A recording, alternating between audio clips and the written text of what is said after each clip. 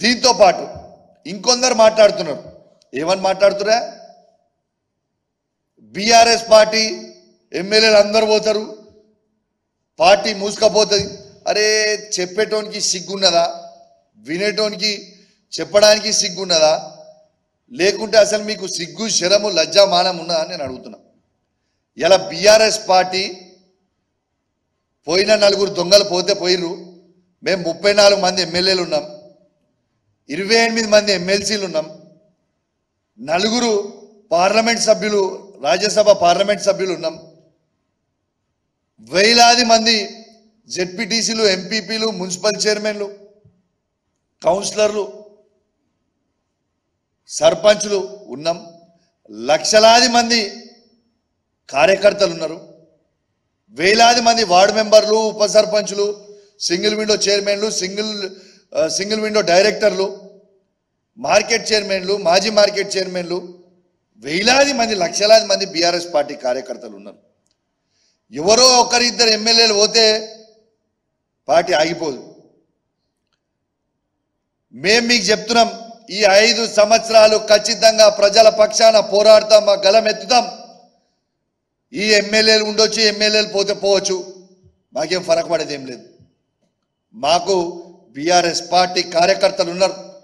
మేమందరము ఎమ్మెల్యేల కంటే ముందు బీఆర్ఎస్ పార్టీ కార్యకర్తలము, బీఆర్ఎస్ పార్టీ సైనికులము, కేసీఆర్ కింద ఉండే శిష్యులము. ఖచ్చితంగా పార్టీ బతుకుతుంది, ఖచ్చితంగా మళ్ళా పార్టీ అధికారంలోకి వస్తుంది. ఖచ్చితంగా చెప్తున్నా, 5 సంవత్సరాలలో మళ్ళా కేసీఆర్ గారు ఈ తెలంగాణ రాష్ట్రానికి ముఖ్యమంత్రి అవుతారు అని బల్ల గుద్ది చెప్తున్నా. రాసి పెట్టుకోండి. మీరు ఎందుకు ఇంత బలంగా చెప్తున్నా తెలుసా? 5 పార్టీలు ఎమ్మెల్యేలు ఉన్నా కాంగ్రెస్ పార్టీ నాయకుడు లేనోడు ఒకడు, మనిషి లేడు, వల్ల మనుషులు లేడు, ఒక నాయకుడు లేడు. గవాల 5 ఎమ్మెల్యేలు ఉండి పట్టుమని 5 ఎమ్మెల్యేలు లేరు. గా పార్టీ అధికారంకి వచ్చింది 64 మందితో. మాకు తెలంగాణ సాధించిన కేసీఆర్ ఉన్నాడు, దాని కింద బలమైన నాయకత్వమైన కేటీఆర్ గారు ఉన్నారు, హరీష్ రావు గారు ఉన్నారు. ఇంత బలమైన పార్టీ ఉండి, ఎస్టాబ్లిష్ అయిన ఉన్న పార్టీ ఉండి మేము అధికారంకి రామన్నా.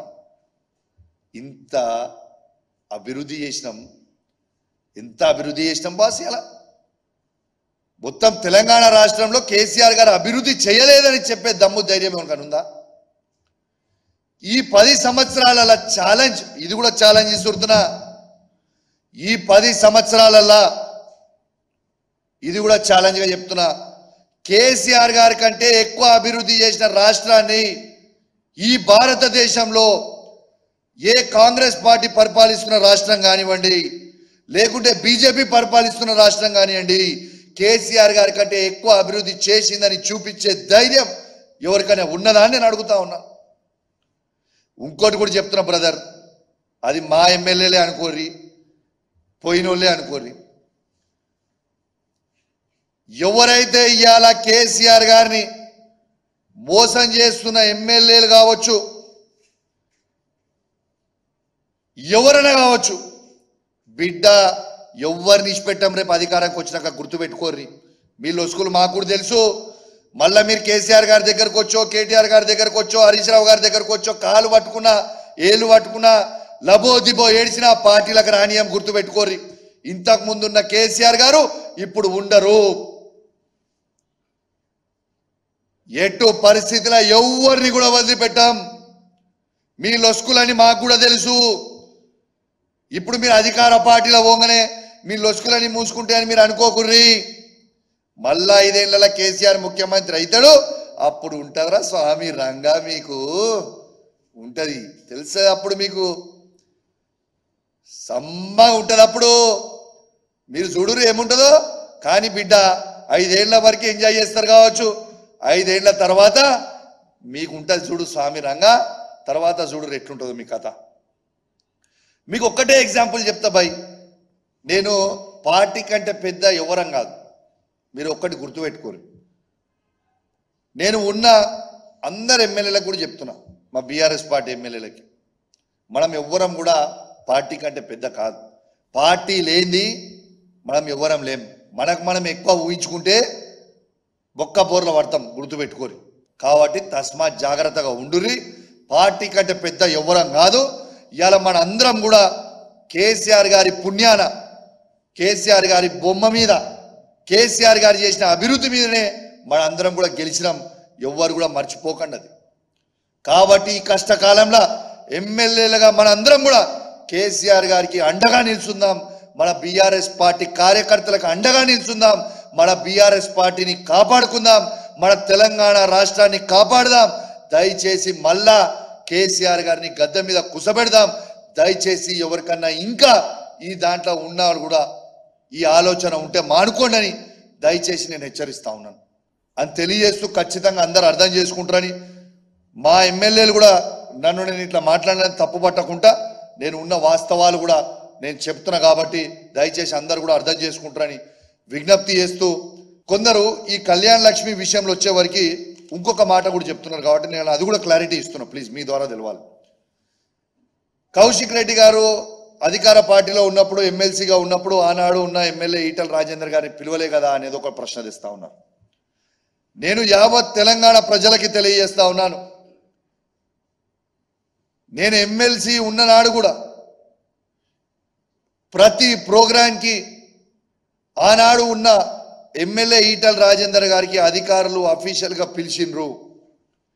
కానీ ఎమ్మెల్యే గారు ఆనాడున్న ఈటల రాజేందర్ గారు వచ్చి ఆ ప్రోగ్రాంలో పాల్పంచుకోకపోతే దాని బాధ్యుని నేను కాదు కదా. You could have come. కాబట్టి దీన్ని ఒక దుష్ప్రచారం చేసుకుంటూ ఆ రోజైనా మంచింది కదా, ఈ రోజు ఇవాళ ఎమ్మెల్యే ఉన్నాడు కదా, ఇవాళ ఈయన ఎమ్మెల్యే ఉంటే ఒకటి లేకుంటే ఒకటి అని అంటుర్రు. అది తప్పు. ఆనాడు కూడా మేము అధికారం ఉన్న రోజు కూడా శాసనసభ్యునిగా ఎమ్మెల్యే గారిని మేము పిలిచినాం. ఆ ఎమ్మెల్యే గారు రాకపోతే, ఈటల రాజేందర్ గారు ఆనాడు రాకపోతే నేను బాధ్యుని కాదు దానికి. దాన్ని పెట్టి ఇలా చేస్తామంటే నేనేం ఊకునేది ఏం లేదు. ఇలా పొన్న అధికార ప్రోగ్రాం ఉంటే రేవంత్ రెడ్డి గారు వచ్చినా నేను పాల్గొంటా, పొన్న ప్రభాకర్ గారు వచ్చినా నేను పాల్గొంటా, ఇలా నరేంద్ర మోడీ గారు వచ్చినా కూడా నేను పాల్పంచుకుంటా. మీకు ఉదాహరణ చెప్తున్నా, మొన్న నరేంద్ర మోడీ గారు పెట్టిన పిఎం కిసాన్ ప్రోగ్రాంకి మొన్న మినిస్టర్ ఆఫ్ స్టేట్ సోమన్న గారు నా నియోజకవర్గానికి వచ్చారు. ఎస్, రిసీవ్ చేసుకున్నా, బొకే ఇచ్చిన, ఆయనతో పాల్పంచుకున్నా.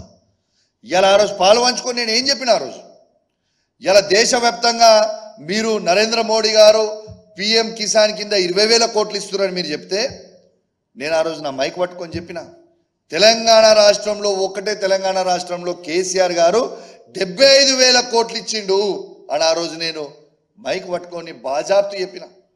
మీరు దేశవ్యాప్తంగా 20,000 కోట్లు ఇస్తే ఒక్క తెలంగాణ రాష్ట్రంలోనే ఈ భారతదేశంలో కేసీఆర్ గారు ఇచ్చింది 75,000 కోట్ల రూపాయలు. దట్ ఈస్ కేసీఆర్ అని మైక్ పట్టి చెప్పిన. బాజాబ్తా కేసీఆర్ గారు చేసిన మంచి పనులు, కేసీఆర్ గారు చేసిన అన్ని కూడా బాజాబ్తు మేము ప్రజల్లోకి తీసుకుపోతామని కూడా తెలియజేస్తూ సెలవు తీసుకుంటా ఉన్నాం. జై తెలంగాణ, జై కేసీఆర్. Thank you.